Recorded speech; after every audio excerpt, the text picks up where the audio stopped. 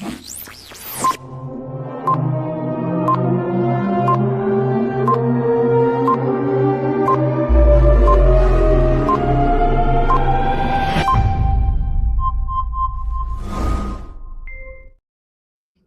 everyone. How you doing? Welcome to the podcast. In today's podcast, show is entitled Introduction to Biblical Hebrew. The true churches won't teach you. So we got our brother Hemi with us today. Y'all have seen him here before. We collaborating again. I'm gonna turn the show over to him. You got the show now, Hemi. All right. Praise Yahweh, brother Albert. It's always a blessing to be here, to be with you. I have a tremendous amount of respect for you. I believe you're one of the most passionate brothers that I know that proclaim the gospel.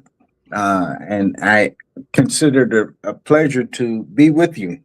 We're going to talk today and maybe over the next several weeks about biblical Hebrew. Biblical Hebrew. I believe that Hebrew is probably the first language. I believe by faith that when the Lord spoke the world into existence, he used it using the Hebrew alphabet or the Hebrew alphabet. And I believe in Genesis chapter 10, when the language was confused, that one world language was, in fact, Hebrew. And if we look at the Hebrew language over the years, we see that it has evolved. And we see that Hebrew stopped being the primary language of Israel when they came from Babylonian captivity. When they went back into the land, they retained Hebrew, but it was primarily for liturgical reasons. And they even changed the script. So when many people talk about biblical Hebrew, particularly those who consider themselves Hebrew Israelite, and I know that's a bad term, but I just want to use that for a frame of reference. They use what they believe, or what is a paleo older script. But history shows that when Israel came out of the Babylonian captivity, they ceased to use that script, and they start using the script or the letter forms that we know today. And we're going to discuss each of those 22 letter forms today. And somebody may say, well, why is Hebrew significant? Or some may say, why is even Greek significant? And well, I believe that you cannot really study the scriptures apart from studying them in their original language. Case in point, I did a teaching earlier today, and we all know the scripture in Proverbs where it says, "He that findeth a wife findeth a good thing, and obtaineth favor from the Lord." Well, in the Hebrew, that's not what it says. That word "thing" that's in there is not in the original Hebrew script. In the Hebrew, when you read it in the Hebrew, it says, "He that findeth good obtaineth favor from the Lord." He that findeth good, and many times people talk about, I got a good thing, and they think they're quoting the Bible, and they are quoting what is written in the English Bible, but they're not quoting what is written in Hebrew. And what is written in Hebrew is what we have to stand on, and we have to take as gospel truth. Somebody said, well, I don't know. Well, I want to direct your attention before we get into the letters themselves to Zephaniah chapter 3, verse number 9. Zephaniah chapter 3, verse number 9. Now, Zephaniah is one of those Old Testament prophets that we barely turn to and quote in reference. But Zephaniah chapter 3, verse 9, it says, "For then I will turn to the people a pure language, and they may call upon the name of the Lord." That word Lord is capital L, capital O, capital R, capital D. And whenever you see in the English Bibles that word Lord capitalized like that, that's not what is written in the Hebrew Bible. In the Hebrew Bible, that word Lord is really Yahweh or Yahuwah or the Tetragrammaton, whatever way you pronounce Yud Hey Vav Hey. That is the proper name of the Most High. Just like I have a proper name, Brother Albert has a proper name, the Most High has a proper name, and the letters of his proper name are Yud Hey Vav Hey. It says the name of the Lord, to serve him with one consent. So everybody is going to be speaking this one language, and that they may be serving the Lord, Yahweh, Yahuwah, Yud Hey Vav Hey, with one consent. Now, I believe that this is talking about the time of the millennium. The time of millennium, that is the 1,000-year reign of Christ, as it is specified in the Revelation, I believe, chapter 19. It calls it 1,000-year, but it's a long period of time, I believe, where all of the prophecies that have not been fulfilled in literal Israel will be fulfilled. And during that millennial reign, there has to be a language, because we're going to be talking. It's going to be a time where we will be interacting with one another. And what is that language? We believe that language is Hebrew. Now, somebody say, "Well, give me something kind of, what makes you base that?" Zephaniah chapter 3, verse number 8. The verse right before that, Zephaniah chapter 3, verse number 8, is the only verse in the Hebrew Bible that contains all 22 letters that we're going to discuss in just a moment of the Hebrew alphabet, and what are called final forms. Final forms mean there are 5 letters in the Hebrew alphabet that when you write them out and they are at the end of a word, they have a different form, they have a different shape. So those 5 letters are, and the 22 letters are in Zephaniah chapter 3, verse number 8. The only place that is so in the Bible.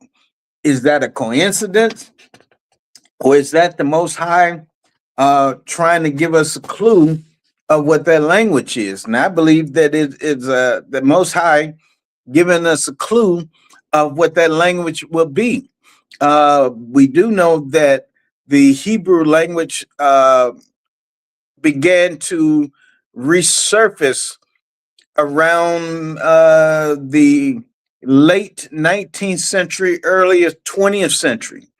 And when Israel became a state, or when they, and we're not saying if those in Israel or Israelites or not, that's not the matter at hand.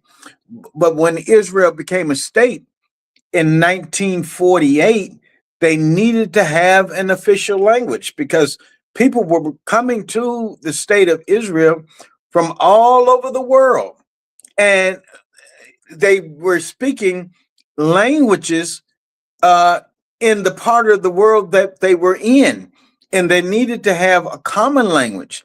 So in 1948, the Hebrew language that began to be revived in the 19th century, late 19th century, became the official language. So, and they began to coin new words because there were words in what that modern Hebrew that were not in the biblical Hebrew, and they simplified the structure in modern Hebrew to make it a little easier to understand the grammar anyway than is in biblical Hebrew.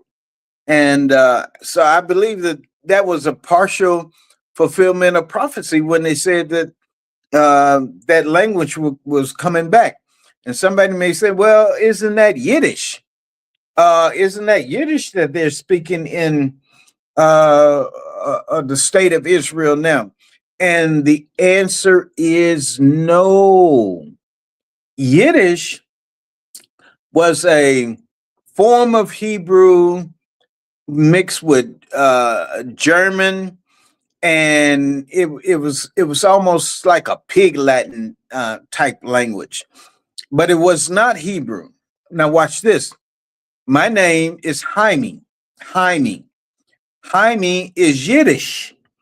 Jaime is Yiddish. It is not Jewish, but it can be considered a Jewish name. And Jaime in Yiddish means life.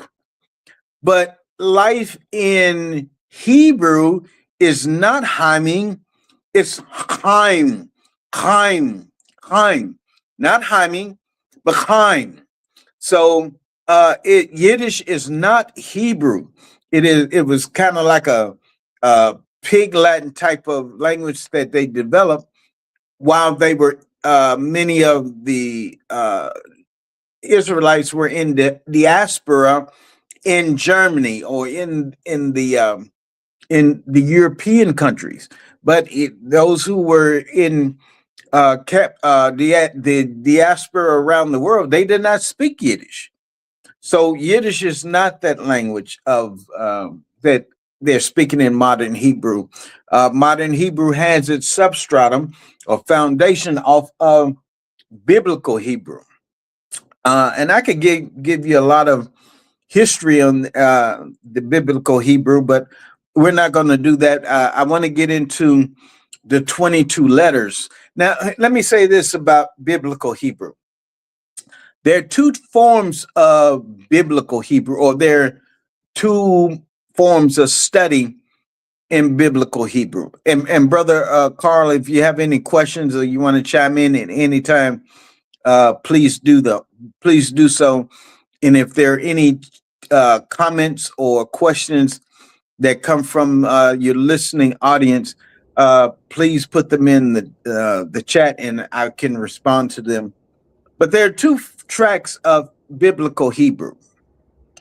One is called communicative Hebrew. And communicative Hebrew is when we read the Bible and we read it for understanding so it can communicate to us. And another is called esoteric Hebrew.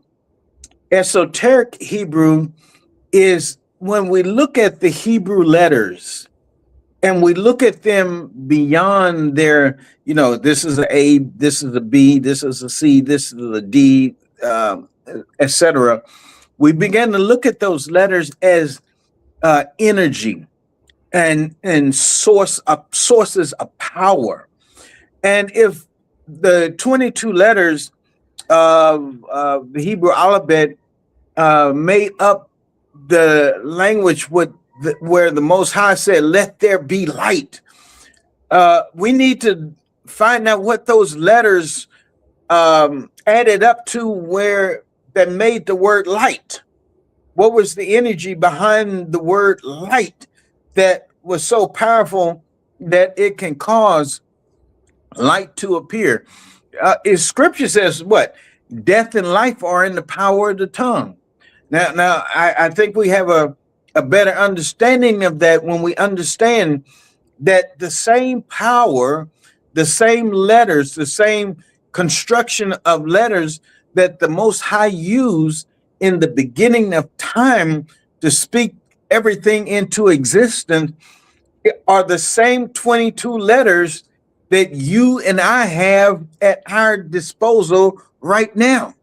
And when we began to use those 22 letters and the words, one that they contain that we see in the scriptures, and as if you really get into biblical Hebrew, you'll be able to construct your own words based on these 22 letters and the 22 sources of energy that these 22 letters combine. And it's very powerful.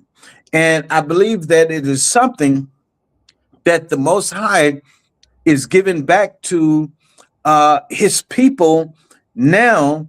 And I believe that is that understanding of that. And I believe that Zephaniah chapter 3, verse 9 is really going to begin to see its fulfillment. And one of the first ways that we saw a resurgence of the Hebrew language among those who believe that they are ethnic Israel. One of the first ways that began to happen was their understanding the name, because the name had been hidden for so long. I just read to you in Zephaniah chapter 3, verse number 9, the word Lord, Lord, capitalized. Behind that is the true name of the Most High. Now, some may say Yahuwah, some may say Yahweh, some may say Yahweh, but one thing that everyone agrees on is the Yah being the most High's name. And we find that in also all throughout the scriptures. But most notably, we see that in Psalms chapter 68, verse number 4. But the name was hidden. The name was hidden. All these English Bibles hid the name, and they hid the name, and they said Lord. They said Lord. So the first knowledge that people begin to have of the Hebrew, of those who feel that they're or ethnic, and those who feel that they're ethnic Israel here in America, they began to discover the name. They began to discover the name. And that's just what is said in Zephaniah chapter 3, verse number 9. There would be a return of a pure language, and that would be so that they all began to call upon the name. I respect the Masoretes. The Masoretes were the ones who, well, the Hebrew language originally did not contain vowels. It doesn't contain vowels. And so the Masoretes decided in the 8th century that they were going to, they couldn't insert vowels in between, in the letters. So what they did, they came up with points and dots and marks that they would put under letters, and those dots and points under the letters, they called the nikud, but they would serve as vowels. And so they would learn how to pronounce a word based on the nikud, or the symbols that were under or in the middle of, and in some cases above the letters. And that's how you would pronounce it. But what the Masoretes didn't want, they didn't want people pronouncing the name. They didn't want people pronouncing the name. So what they did when they came to the scriptures where the Most High name was, they put vowel points under the Most High's name to throw off the pronunciation of the name, And people began to pronounce the name Jehovah, and they said Jah instead of Yah. It seems small, it seems trivial, but the Most High wants us to understand his name. So that was the first part of understanding this language. And then as people took that on, because the Hebrew didn't have vowels in it, they weren't quite sure, and we're still not to this day 100% sure how you pronounce the full name. That's why some people say Yahweh, some people say Yahuwah, some people say Yahweh. But one thing that everybody agrees on is that first part of the name, Yah. And you can find that through the scriptures, and you can find it very clearly in Psalms chapter 68, verse number 4.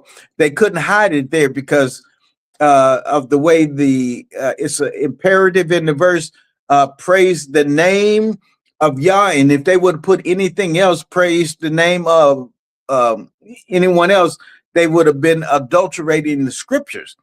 And many did in the English Bibles, the NIV and all of these others, perverted the scriptures. King James, the original King James had Jah. The New King James, the only Bible that I've read that of English Bible that does not center around restoring the Hebrew names. The New King James is the only Bible that I've read that correctly interprets Psalm 68 with the name Yah. So that's where we are. We've got the name, and now we are having continuous revelation or illumination about the Hebrew scriptures. So yeah, we can read the scriptures in Hebrew, and I believe we should read the Hebrew scriptures, because just as they masked the name Yahweh or Yahuwah, or whatever way you want to pronounce it, just as they hid that name, there are a lot of other stuff that was hidden in the English Bible that when you read it in the Hebrew Bible, it doesn't say that. And I just gave you one instance. I believe it's Proverbs 22:8. He that findeth a good thing and obtaineth favor from the Lord. He that findeth a wife findeth a good thing and obtaineth favor from the Lord. And it does not, that word thing is not in the Hebrew. They put it in there, and so people have been running around for centuries.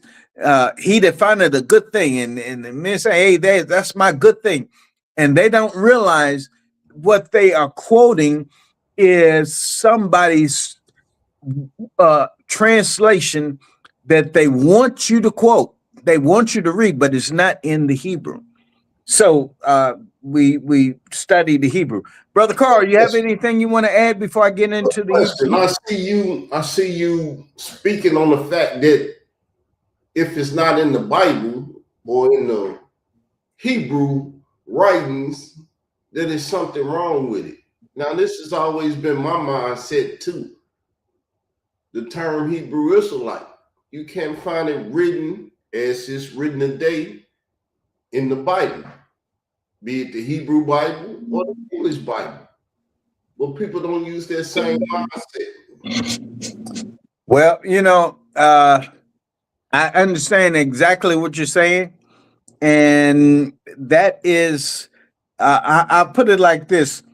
That would be in your wheelhouse. That would be in your matter of expertise, because, honestly, and I'm glad that you brought that up, because all of us has to stay within our subject matter expertise. So if somebody's come to me and say, well, is the term Hebrew Israelite in the Bible? I would have to tell them, no, the term is not in the English Bible. I would also have to tell them, honestly, it's not in the Hebrew Bible. Now, the concept, that would be between those who are subject matter experts. And one of those subject matter experts is Brother Carl. So Brother Carl would be able to, I'm glad you did that, Brother Carl. What my job is And what I do is I help people to understand the biblical languages, right? And so now, if you understand the biblical languages, then you will be able to say, hey, this is not in the Bible. So now, and I'm not arguing in favor of Carl and his persuasion. I understand. I'm not arguing in favor of that. But he will be able to say now that term Hebrew Israelite is not in the English Bible, nor is it in the original Hebrew. And the original Hebrew is what we have to base everything upon, because the English Bible are translations of the Hebrew Bible. So if we can cut out that middleman, the English Bible, and I'm not saying that we should do that, but our authoritative source is not the English Bibles, but it is the Hebrew Bibles, because it is the Hebrew Bibles that the English Bibles get their translation. And even in the New Testament, the New Testament, the English Bible in the New Testament is not the final source. I believe, and others believe, that many of the books of the New Testament were written in Hebrew or a sister language, Aramaic. But that is a conjecture. But even if it was written in Hebrew, or part of it was written in Aramaic, Hebrew, and Greek, the fact is that those three languages will trump the English language, because the English language was translated. The English Bibles were translated from those languages, and the English Bible had a lot of influence from the Latin, particularly the King James Bible. So what I'm saying is we have to give credence to that Hebrew language, and even to the Greek language. And when we want to really begin to study the scriptures, we cannot really study the scriptures apart from the biblical languages. I use this analogy, Carl, Apostle Carl. I use this analogy of macaroni and cheese, and in the African American community, macaroni and cheese, man, that is a staple from Easter. I'm not Easter, but around the holidays, Thanksgiving. That's a big staple, right? And if a person can make the macaroni and cheese, man, that's a bomb dish. Well, there's another type of macaroni and cheese called Kraft macaroni and cheese, a box macaroni and cheese. Well, both of them are macaroni and cheese, but there's a vast difference between the box macaroni and cheese and the homemade macaroni and cheese. And when we begin to study the scriptures in the original languages, that's the real macaroni and cheese. And when you're studying the scriptures only from an English perspective, or any language other than the original languages, that is the box macaroni and cheese. Quick question. So Yes, sir. Calling this linguistics or what? What's the terminology we use? Give me a for instance.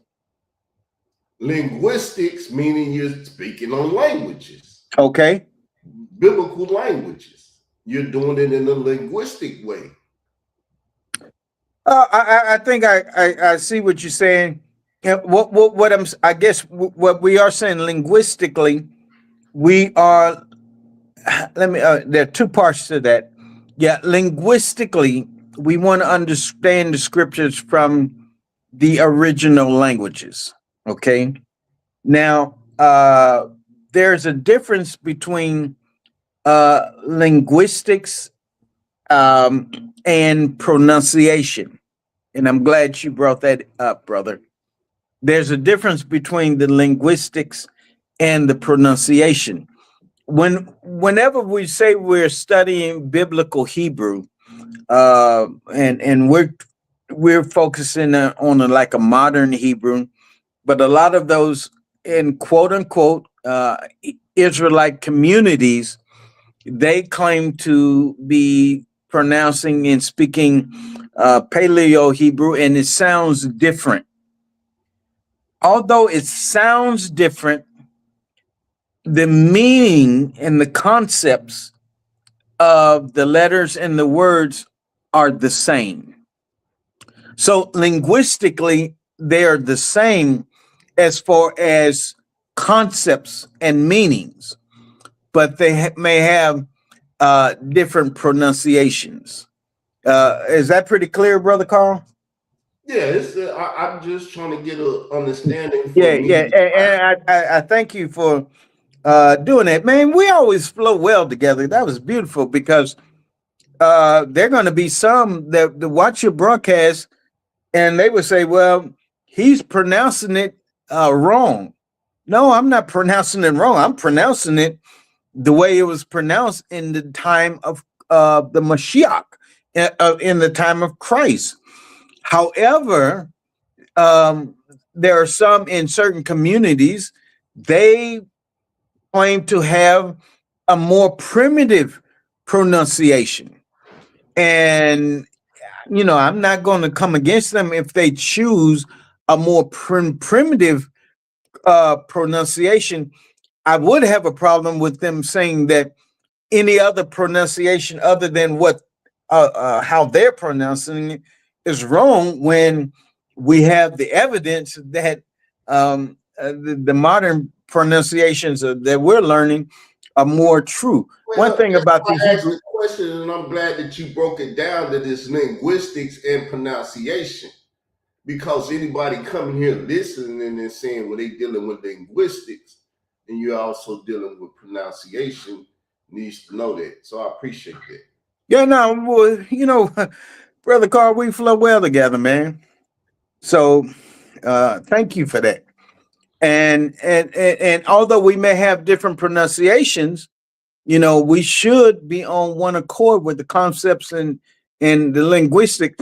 And the problem comes in though when one thinks that they have the truth over another, and then they begin to put another down.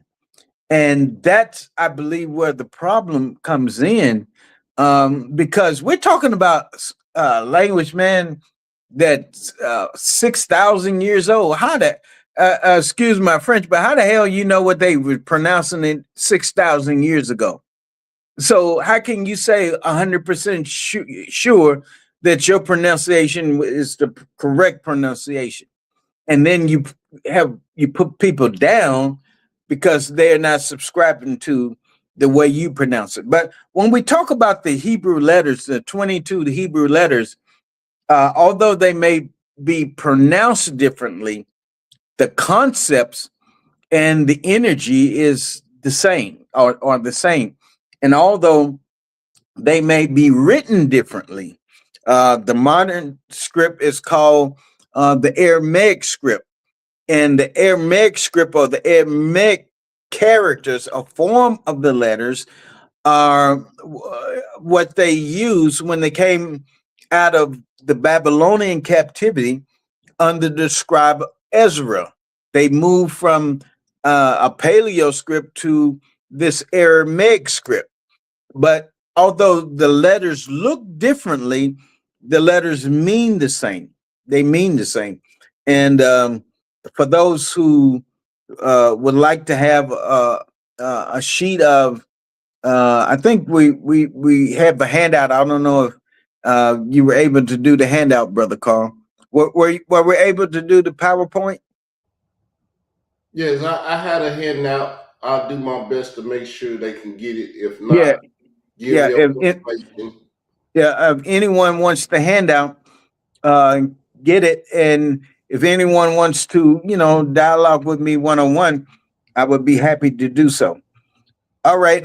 Any other questions, Brother Carl? And then I'm gonna get into these 22 letters. Now I'm gonna just run through the 22 letters, and then next week we're gonna break the 22 letters down even more, and we'll probably do Be Pacific.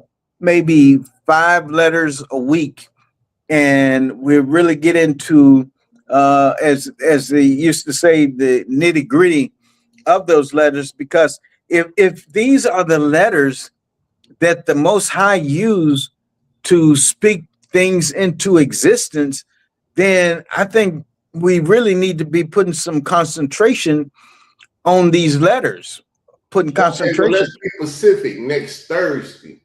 Oh, I'm sorry. Next Thursday. Okay. Thank you, We're my doing brother. Thursday shows with Brother Hemi dealing with biblical Hebrew, All right. And linguistics and pronunciation. okay, beautiful.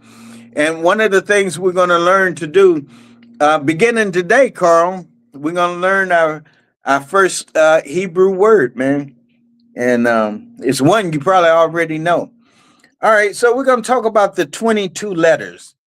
The 22 letters, but again, they're 22 letters, but they're really 22 different sources of energy that the Most High used to combine these energies or these concepts, these ideas together, that they formed a word. And the first one is the Aleph. The Aleph.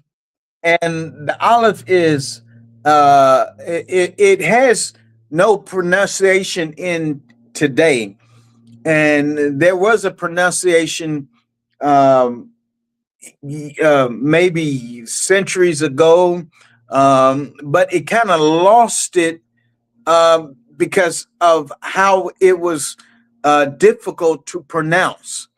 So now they say over in, if you were to go to Israel, or if you go to some Arab speaking countries, the Christians in the Arab speaking countries, they are able to pronounce that Aleph sound, because it comes from it's a very soft sound, and it comes from the back of the throat.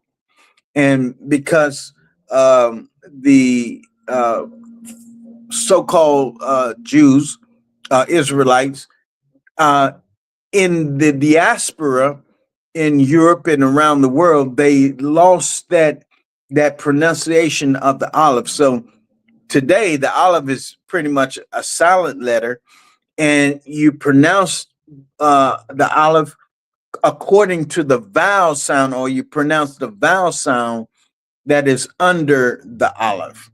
And we'll talk about that more next week. But the Aleph means strength. It means leader. It means first.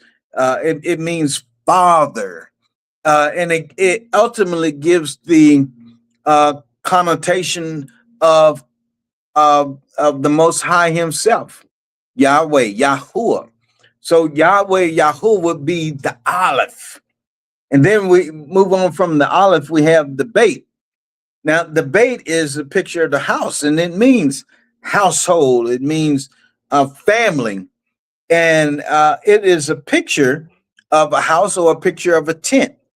And you could take those first 2 letters of the Hebrew alphabet, the Aleph and the Beit, and you put those together, and you put an ah sound or a vowel sound under the Aleph. It gives the word Ab. Another way you could pronounce the Beit is Vet, of Vav. And so is Ab, or is Av. And guess what Av means in Hebrew, Brother Carl? Av is the word for father in Hebrew. So those first 2 letters, because remember, Hebrew is a pictograph. It's a concept type language. The letters, when you combine the letters, they give you a picture. And the Aleph, which means strength, leader first, father, Yahweh, Yahuwah, And then you have the bait. The bait means house or tent, and the bait is the buzz sound or the buzz sound. And so when you put the olive and the bait together, they spell the word father. And what is a father? He is the head of the house. He's the strength of the house. He's the leader of the house. We know that the Most High is the leader of the house of His house, and we are children in His house. So that's how you put those first two letters of the Hebrew alphabet together, and you get the word Father. That's amazing. The third letter is called a gimel, and the gimel is a picture of a camel. And what does a camel? You have to understand that in the days that this Hebrew alphabet was being materialized, the camel was a great benefit to the house. And if you owned a camel, you were really owning something. And the camel kind of represent and being lifted up. It represented a benefit. It represented moving, where you were going somewhere. You were going forward. That was the picture of the gimel. So whenever you see a Hebrew word with a gimel in it, you automatically know that it means a benefit. It means to go forward. It symbolized prosperity, because when you had a camel, having a camel was like having a Rolls Royce or something in today's standard. The fourth letter is a dalet, and the dalet means door. So it would give the picture of a door going in and out of some place, and we could put that in the context of a house. What do? You go in and out of the house. The father goes in and out of the house. The mother goes in and out of the house. The children goes in and out of the house through what? Through a door. That is the dalet. You go and you get your groceries. Those are the benefits that are being brought to the house. And how do you bring those groceries or those benefits in the house? You bring them in through the door. Then we have the hay. The hay means to reveal. It means to behold. It means to really take notice of something. It not just that you're looking at something, but you're beholding it. You're really understanding it. You're understanding it. The next letter is the vav. Now, the vav is a picture of a nail in it, or peg, and the vav means to secure something. So, what do you do if you have a nail? If you have a nail, you secure one thing to another with the nail. So we talk about this in terms of the Most High. He provides security. He provides that nail. Then the seventh letter is a Zion. The Zion. And the Zion means it's a picture of a weapon. It's a picture of a tool, and it means to with the tool of the weapon is you fight with it and you build with it. You fight and you build. So whenever you see the Zion in the word, it kind of gives it a connotation that it's a weapon for war, or something that you use to build. And what is the most famous word, Zion, that we know? Is Zion. In the scriptures, Israel is referred to as Zion. It's referred to as Zion. Then the eighth letter is called Ket. And this, all of the 22 letters are significant. But I would say that the Ket probably is the most popular letter of them all. The Ket means to, in essence, the Ket is really means life. Remember, I said my name is Jaime. Chaim in Hebrew. Chaim is that Ket, the Ket sound, and it gives a picture of a fence, of a fence. And what does a fence do? The fence separates. It separates, and the Ket can separate unholiness from holiness. Some words that we get from the Ket is Chesed, which means mercy or grace. Another one is Kabod, and that means glory. Glory. And I said earlier, Chaim. Chaim means life. And so the enemy comes to kill, to steal, and destroy. But when we put the Ket up, the Ket prevents the enemy from coming in over the fence. Number nine is the Tet. And the Tet is a picture of a snake. And it really means to surround. The Tet means to kind of surround. And the snake is not bad in and of itself. The snake could represent being surrounded by righteousness and so forth. Now watch this. When the enemy decided to deceive the woman and the man, he entered into a serpent. He entered into a serpent. And Yahweh said, curse you shall be on the ground. On the ground you should, you should be all the days of your life. But also, if you look in the wilderness, when the people were bitten by a serpent or a snake, Moses was told to erect a brazen staff, and on that brazen staff would be a picture of a serpent. And when they looked to that serpent, they would be healed. They would be healed. So this, and I'm giving you these meaning of these letters at like 30,000 feet.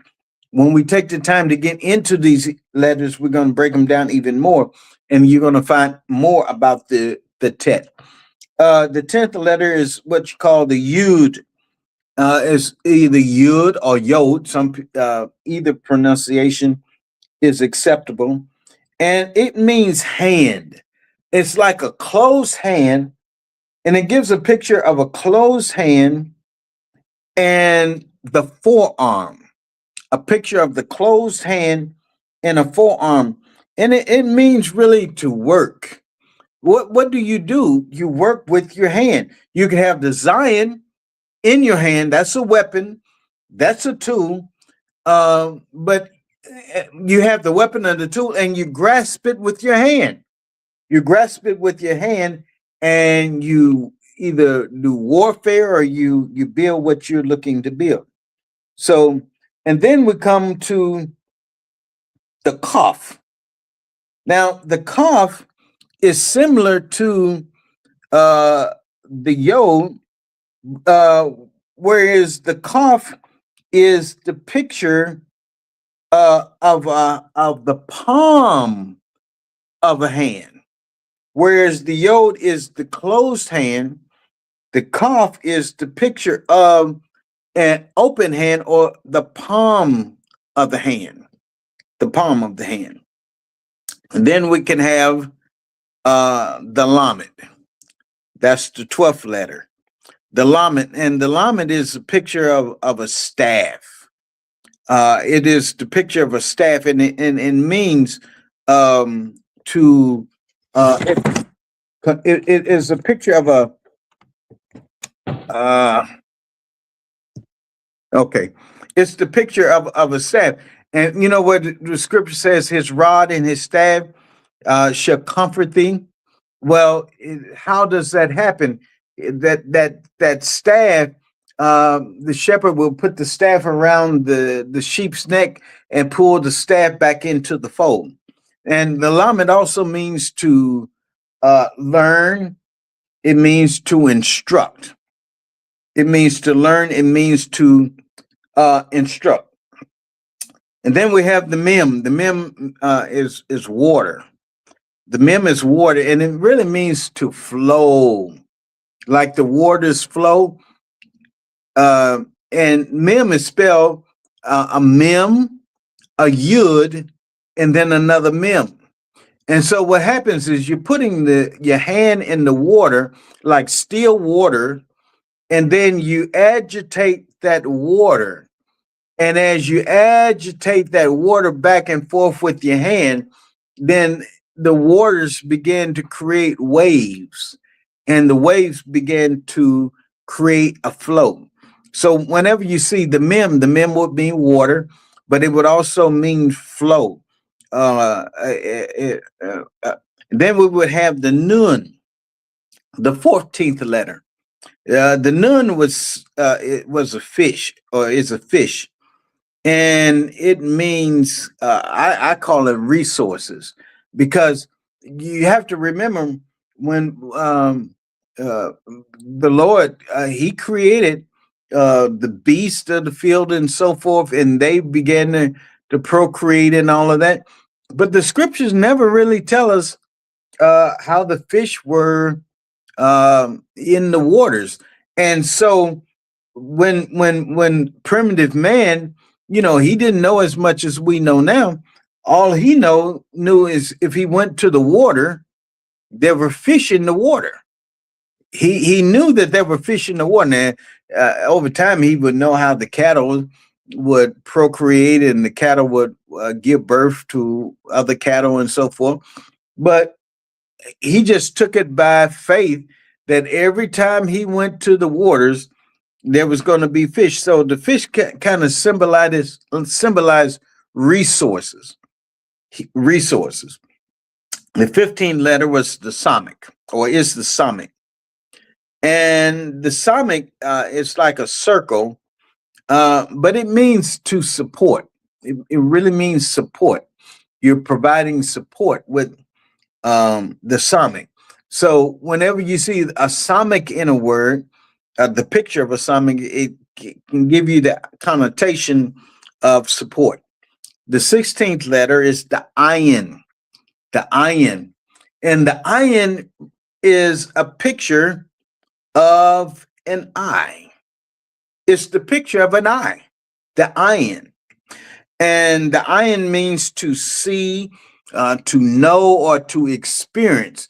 Now, the Ayin was different from the Hay, where the Hay means to see, but you're seeing something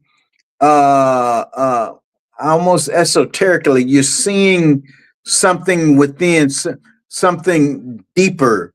Whereas the Ayin is you're seeing something with your natural eye.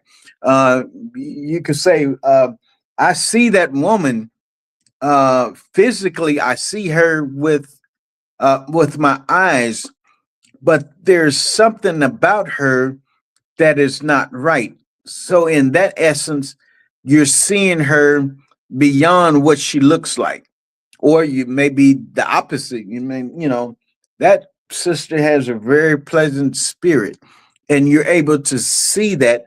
That's the Hay. You're able to discern it. That's the Hay. But seeing her physically, that's the Ayin. And then we have the 17th letter. The 17th letter is the Pei. And the Pei means mouth. It really means mouth. It means mouth, or it means face. And so what does the mouth do? The mouth speaks forth words, but the mouth is also used to ingurgitate, to bring stuff in to the body. What do you do with the nun? After you get the resources, you put them in your mouth, and you chew it up, and then it goes into the digestive system and so forth. But it all comes through the mouth. The 18th letter is called the sadi, and the sadi is a picture of a fish's hook. The sadi is most known for righteousness. Righteousness. You know that name Melchizedek. Melchizedek. Well, Melchizedek has that zadi in it, and it means king of righteousness. So whenever you see sadi, you could think that the Lord is trying to talk about righteousness, righteousness. And then you have the kof. The kof is the back of the head. The kof means behind. But, you know, there's an interesting picture of a kof, and that's a monkey. And what does a monkey do? A monkey imitates you. If you ever go to the zoo and you stand in front of the monkey cage, the monkey may begin to imitate what you're doing.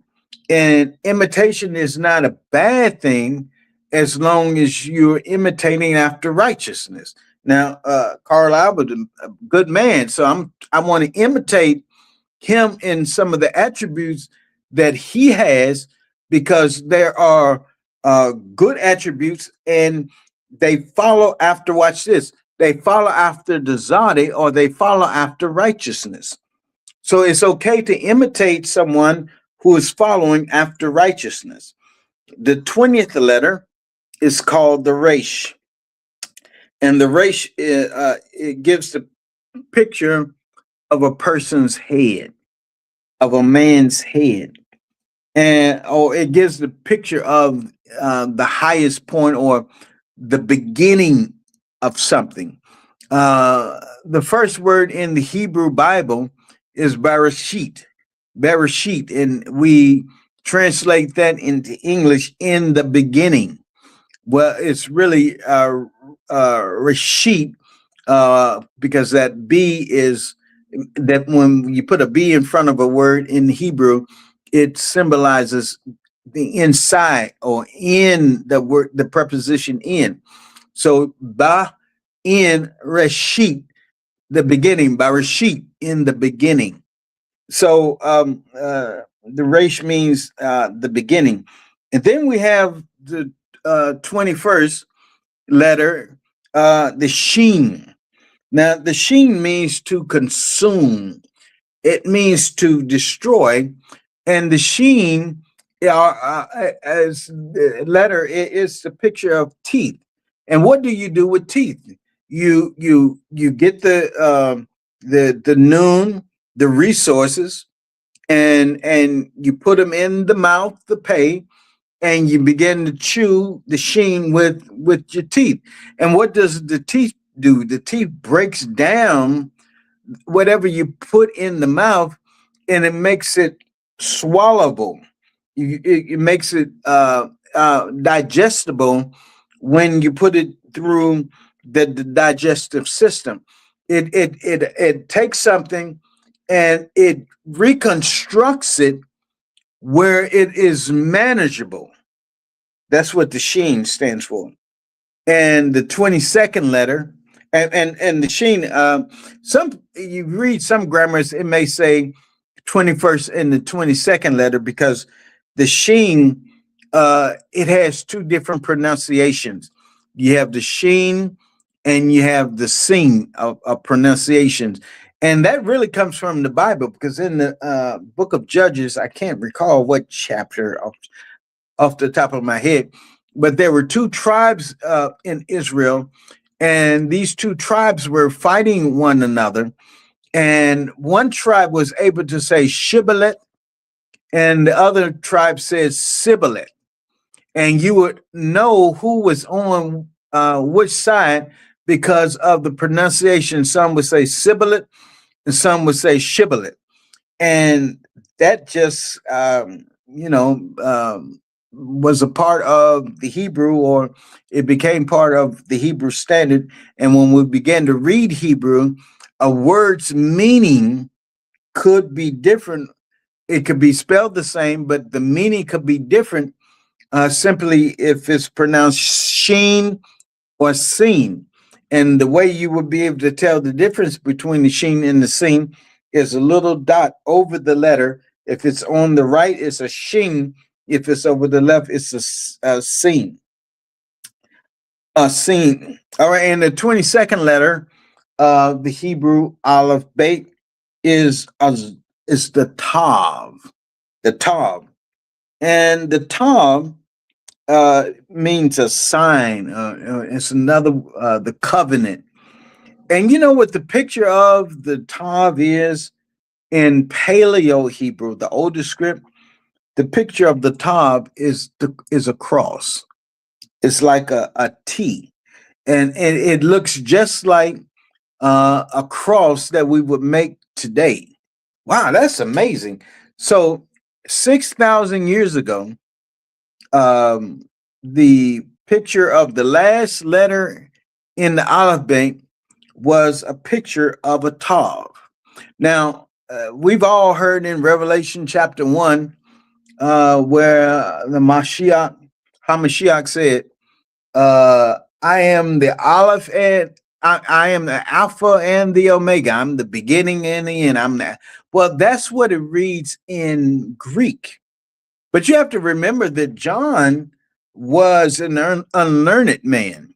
John was a fisherman, and he was not. And the Bible says in Acts that many of the disciples were unlearned men. So, and Hebrew or Aramaic was the language of Israel at that time, although they were in the Roman Empire, and Greek was the lingua franca of the Roman Empire, but in Israel, it was not so. In Israel, they had their own language, which was Hebrew or Aramaic. And Hebrew Aramaic, like I say, they're sisters, the same alphabet, pretty much the same grammars. So if the Most High, if Yeshua spoke to the angel to speak to John, he would not have told John that he was the Alpha and Omega. If he was speaking Hebrew or Aramaic, he would have said, I am the Aleph and the Tav. I am the Aleph and the Tav. Now, what is the Aleph? Again, the Aleph is a picture of an ox, a bull, strength leader. It ultimately is Yahuwah, Yahweh. And the Tav being a picture on the cross. So if he said, I am the Aleph and the Tav, what he was really saying and what he was doing was painting the picture that I am God on the cross. And because this was a post-resurrection talking to by the Yeshua, what he was really saying to John, and John was able to receive this, is I am God who was on the cross. I am God who was on the cross. Man, that is amazing. And you can't get that reading from the Hebrew that Yeshua would have said that I am God on the cross. You can't get that from Alpha and to Omega. All right, Carl, I've gone through the 22 letters of the Hebrew Aleph Bet, man. You have any comments? No. See you next Thursday. Okay. All right. If there any, I want people to, can I ask them to do me a favor, Carl? You can ask them whatever you want. Okay. I'm not asking for money. I need to build up my YouTube channel. I think I have 29 followers, and I need 21 more, and then I'll give a call so I can learn how to go live on YouTube. My YouTube station is Biblical Languages Institute. Biblical Languages Institute. And if you could please go there and subscribe there, it'll be greatly appreciated. And we could get you some more information like this. All right, Carl, I love you, man. I'll talk with you later on. All right, peace. All right.